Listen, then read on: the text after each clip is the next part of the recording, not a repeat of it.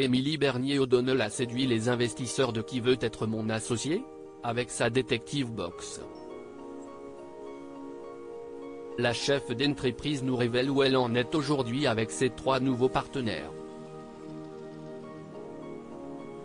Émilie Bernier-O'Donnell a été la première à se présenter devant les investisseurs de Qui veut être mon associé? Avec son projet de Detective Box. La chef d'entreprise a rencontré un joli succès en séduisant 4 investisseurs. Delphine André et Isabelle Chevalier ont été les premières à se positionner, arrondissant la demande de la jeune femme à 100 000 € pour 10% de capital de la société. Elle proposait 8% pour la même somme. Anthony Bourbon entendait, lui, donner 100 000 € pour 15%. Éric Larchevêque a tenté de partir en solo en acceptant la même valorisation que ses camarades. Si est bien la première fois qu'il ne négocie pas, donc tu dois être très fier de ton pitch, l'a félicité Anthony Bourbon, admiratif comme ses camarades de l'aisance de la candidate. Delphine André a tranché, proposant à la jeune femme un deal à 3 de 150 000 € pour 15% de la société. Qui veut être mon associé? Émilie Bernier-O'Donnell, Detective Box, a eu du mal à faire son choix. Émilie Bernier-O'Donnell, qui ne s'attendait pas à séduire autant les investisseurs comme elle nous l'a confié, a dû trancher entre les 2 offres qui lui étaient faites. C'était compliqué, parce que j'avais plein d'offres différentes qui étaient très intéressantes. Il fallait que je me décide un peu sur le tas. Je sais que c'est un grand privilège de pouvoir s'associer avec Éric Larchevêque. Dire non à Éric Larchevêque c'était très dur mentalement, a-t-elle constaté avec le recul.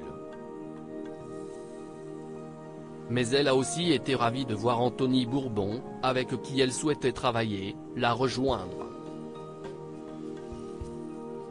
J'ai pu la voir sur ce deal-là, c'était la bonne opportunité, nous a-t-elle révélé. Et comme elle a déclaré dans l'émission, intégrer des femmes à son board lui tenait vraiment à cœur. Avant de faire l'émission, j'ai dû parler à une centaine d'investisseurs. Je n'ai pas pu parler à une seule femme. 0. Ce n'est pas une exagération. Étant une entrepreneure femme, ça me tenait à cœur d'inclure des femmes dans cette position-là, histoire d'équilibrer un peu les choses, note-t-elle. Detective Box, où en est la levée de fonds aujourd'hui? Avec cette levée de fonds, Émilie Bernier-O'Donnell visait l'international et l'industrialisation de ses box, comme elle l'avait indiqué aux investisseurs.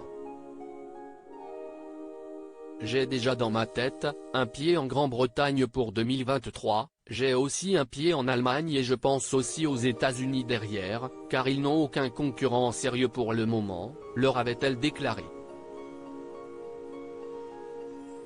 La chef d'entreprise a accepté de nous dire où elle en était aujourd'hui du projet, quelques mois après le tournage. Cet argent, je ne l'ai pas encore. Pour l'instant, on travaille sans, a-t-elle tenu à préciser. Quand si ça se fait, on est en discussion peut-être sur un deal pour une levée plus haute que celle pour laquelle on s'était mis d'accord en plateau, nous a-t-elle révélé.